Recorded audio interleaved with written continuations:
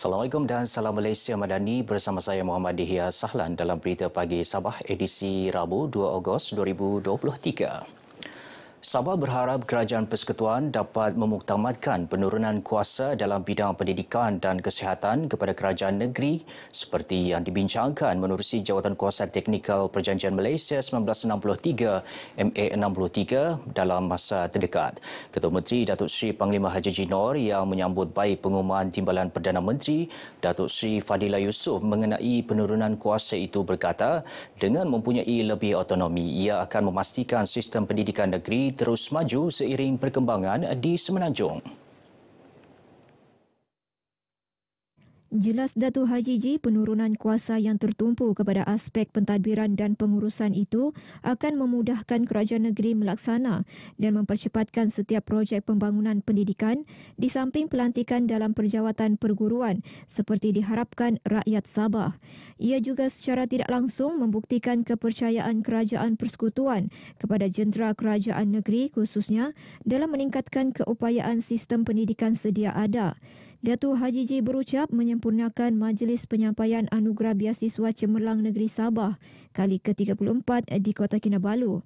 Ketua Menteri memaklumkan kerajaan negeri membelanjakan 35 juta ringgit tahun lalu bagi melaksana beberapa inisiatif dalam pendidikan untuk memperkukuh dan melahirkan modal insan berilmu demi membentuk masa depan yang gemilang.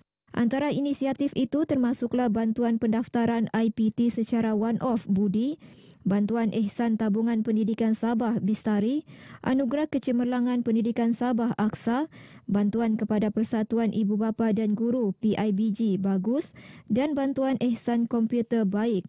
Ia telah memberi manfaat kepada 41,590 pelajar, 3,044 bayi, 1,500 sekolah dan 630 PIBG.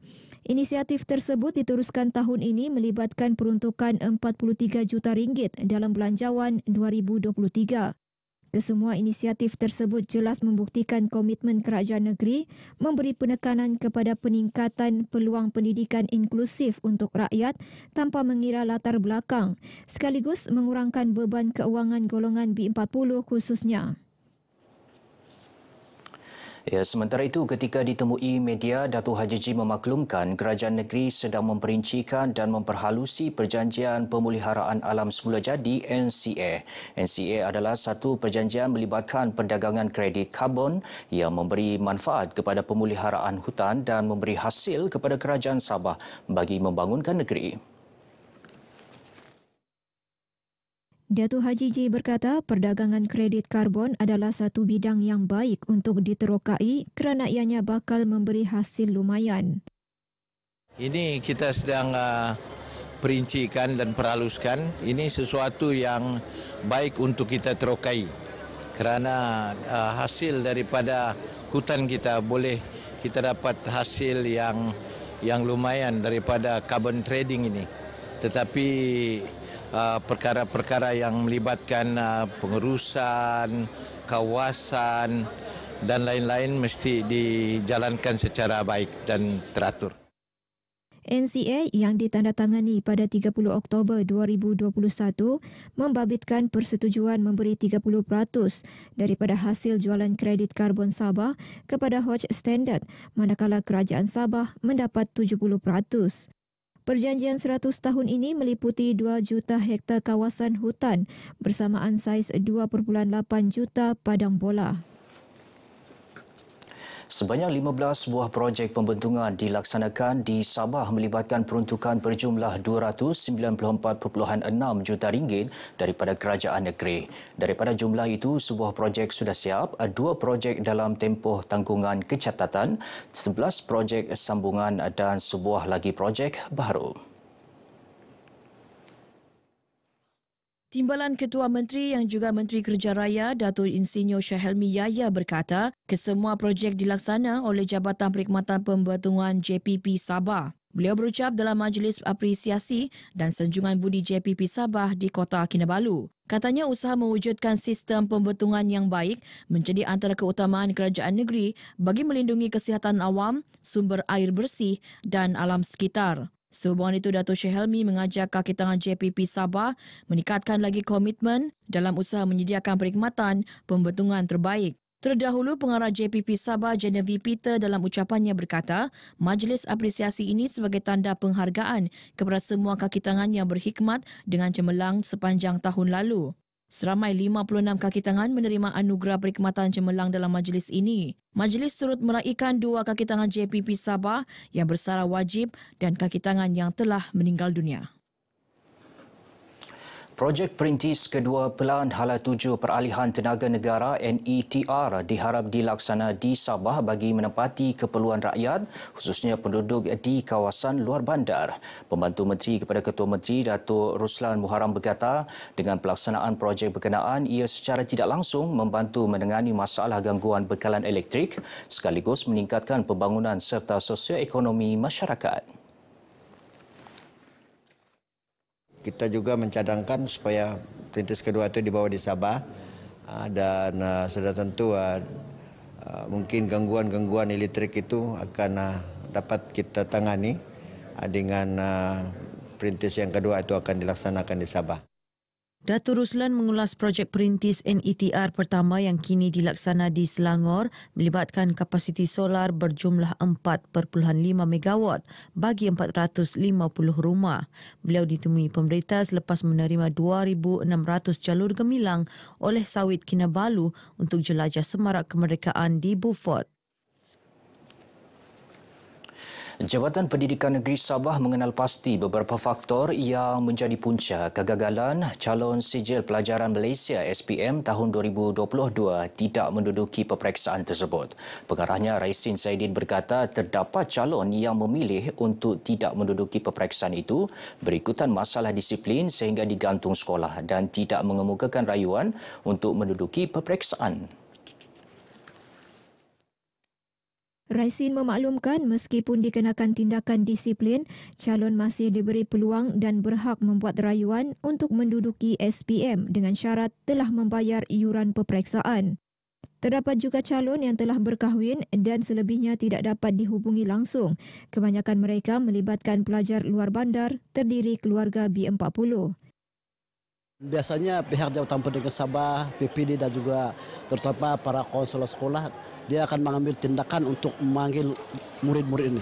Sebab kita memikirkan akan masa depan murid-murid ini, tapi dalam keadaan tertentu murid ini sukar untuk dihubungi. Ibu bapa juga sukar dihubungi. Raisin ditemui pemberita di Kota Kinabalu bagi mengulas kegagalan lebih 5,000 calon SPM tahun 2022 di Sabah yang tidak hadir menduduki peperiksaan tersebut. Semalam, Ketua Menteri Datuk Seri Panglima Haji Jinor mahu Jabatan Pendidikan Negeri mengenal pasti punca kegagalan calon SPM tahun 2022 di Sabah tidak hadir peperiksaan tersebut. Berdasarkan laporan, hanya 34,461 daripada 40,147 calon yang mendaftar menduduki peperiksaan itu tahun lalu. Lembaga Kokoh Malaysia LKM melancarkan Coklat Rahmah bagi menyokong konsep Malaysia Madani. Pelancarannya disempurnakan Pengurusi Lembaga Pengelola LKM, Datuk Mat Bali Musa, sempena Perhimpunan Bulanan LKM di Kota Kinabalu. Bercakap kepada pemberita, Datuk Mat Bali menyatakan inisiatif ini antara lain bertujuan membantu meringankan beban kewangan rakyat untuk menikmati makanan sampingan khususnya coklat. Katanya sebanyak 16,000 kotak coklat Rahmah dengan harga RM5 sekotak akan dijual mulai bulan depan. Sudah maklum ini adalah merupakan menyahut seruan kerajaan kita kerajaan perpaduan hari ini Malaysia Madani untuk kita terus sama-sama mengecapi bukan sekadar golongan bawahan juga ataupun kita yang B40 ini akan terus sama-sama juga menikmati coklat ini dan sudah semestinya ini mampu dimiliki oleh orang-orang kita lah, masyarakat kita. Sementara itu, Ketua Pengarah LKM Dr. Ramli Kasin berkata, LKM kini diiktiraf sebagai antara pengeluar coklat terbaik di dunia. Kejayaan itu menjadi penyunting semangat kepada LKM untuk terus maju dan cemerlang dalam bidang penghasilan produk koko. Tabung Haji TH Sabah akan meneruskan program wakalah zakat, antaranya program pemberian van serbaguna atau dui fungsi kepada masjid atau institusi berkaitan. 2 van serbaguna tersebut akan diserahkan kepada masjid dan institusi terpilih yang akan diputuskan dalam masa terdekat.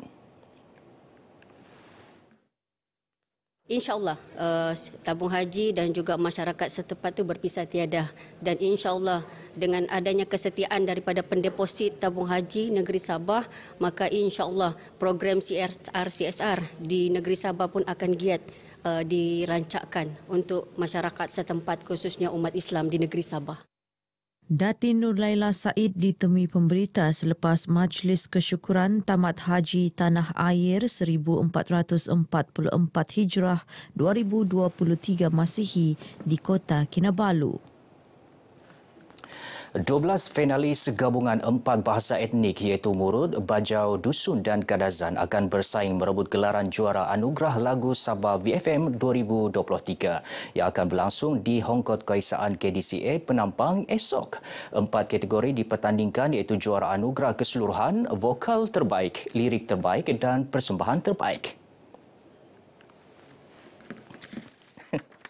Pengurus Sabah VFM Lalita Sundram berkata, Anugerah Lagu Sabah VFM bertujuan memartabatkan bahasa etnik Sabah selain mempromosi rancangan terbitan Sabah VFM kepada masyarakat.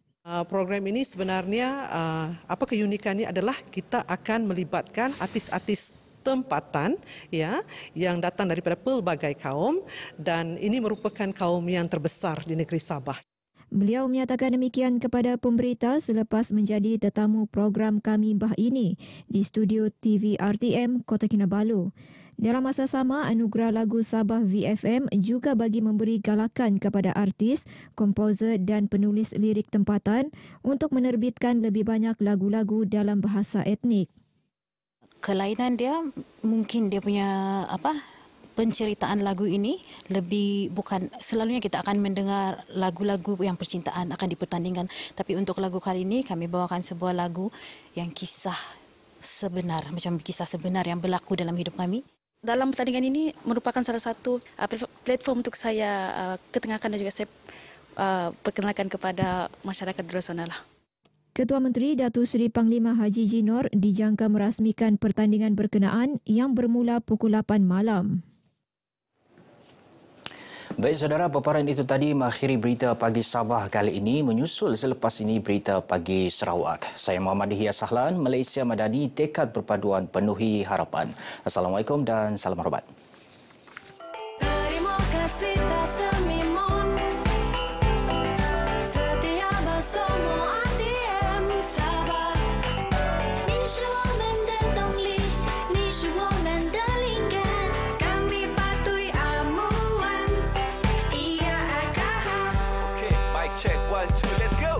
You know what it is. Yang sahih paling laris, update tanpa halangan baris, bengkok kami garis. Setiap halaman akbar, siang dan malam full bar. Bila bangun pagi radio kami kan bertanya kabar. Hey, apa kabar? Jangan gusar, harimu pastikan bersinar. Salam kami rakam, arti yang pilihan. Unggul tanpa sempadan, always be number one. You are the inspiration.